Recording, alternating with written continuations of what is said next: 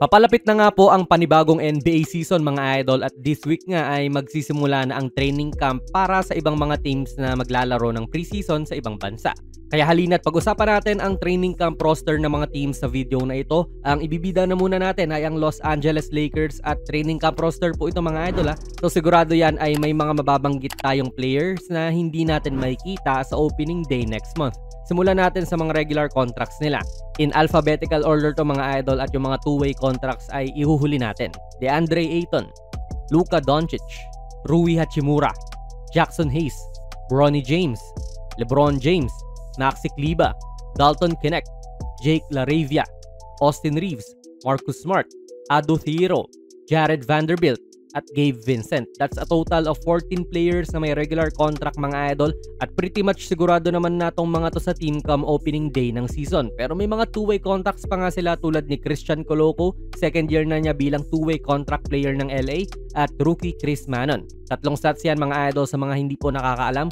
So may kulang pa silang isa at maaaring pag-agawan niya ni na RJ Davis, Eric Dixon na napabalitang kinuha ng Lakers sa two-way din pero hindi pala, Arthur Kaluma, Kyler Kelly, at Augustas Marciulionis. That leaves them with 21 players sa kanilang training camp roster mga idol at puno na po ito. Bawal na nilang dagdagan yan at sila nga ang makikita natin sa training camp. Tapos na po ang FIBA mga idol pero NBA na sa October and mainit pa rin ang basketball dito sa Pinas with MPBL, NCAA, pati UAAP. May bonus pa rin po si 1x Sports sa inyong unang hulog. Tignan nyo lang yung napupusuan yung mananalo sa bawat laro sa iba't ibang liga pa yan. I-click nyo lang ang link sa ating komento at i-type nyo na rin ang ating code na nakikita nyo dito sa ating screen. Jonas PB lang naman yan. Para sa mga starters, no, ang sure ako rito ay syempre sina Luka, AR, LeBron at Ayton. Basically, yan na talaga ang bubuo sa first 5 nila at kulang na lang sila ng tres dyan. That's why mainit din po si Andrew Wiggins na gustong kunin ng Lakers kahit hindi po interesado ang Miami Heat dahil perfect si Wiggins sa pwesto na ito. Long, athletic, legit perimeter defender, and can shoot from deep tapos hindi naman star player. Pero yun nga, ayaw ng Miami. Kaya feel ko si Rui Hachimura pa rin ang ilalagay dito ni Coach JJ. Lagi naman din kasing better maglaro si Rui as a starter kesa sa off the bench siya. At okay naman din siya sa Lakers offensively. Dun lang sa depensa talaga medyo nagkakatalo at hindi kasi siya maliksi to defend yung mga mas maliliit na guards and forwards ng kalaban. That's why pwede rin dito si Marcus Smart bilang undersized na tres ng Lakers. Size-wise wala namang malulugi sa Lakers kasi si Luka ay 6'7 naman. Kaya may height siya ng isang tres sa NBA. Kaya maaaring better to overall. Though sa ngayon, si Rui na po muna ang ilalagay natin na starter. Kaya ang baback up sa kanila ay si Smart nga. Bilang 6-man itong Lakers, si Gabe Vincent naman yung other guard. Pwede silang magsalitan para sa guard duties. Jake LaRavia para sa backup na tres. Jared Vanderbilt, then si Jackson Hayes. Opinion ko lang to mga idol ha. So pwede rin kayo mag-suggest sa comments if sino yung parang next 5 nyo sa bench nitong Lakers. Well, ang sure akong nakikita natin dito sa limang to ay walang legitimate na scoring punch talaga.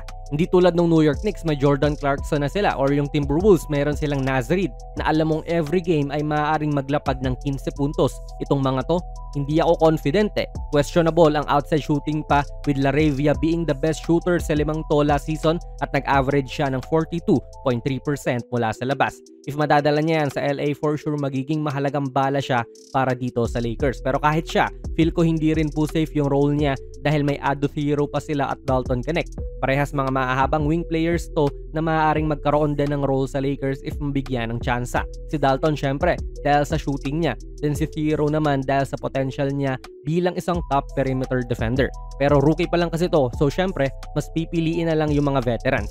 Though yun nga, nagsumikap ang Lakers sa umakyat sa draft para pokunin itong si Thiero. Kahit na pwede silang kumuha ng quality big para sa 36 overall pick nila. Kaya mapapa-wonder ka na lang din kung mabibigyan ba to ng tsansa. Meron ka pang veteran na Maxi Kleber na for sure may chemistry na with Luka.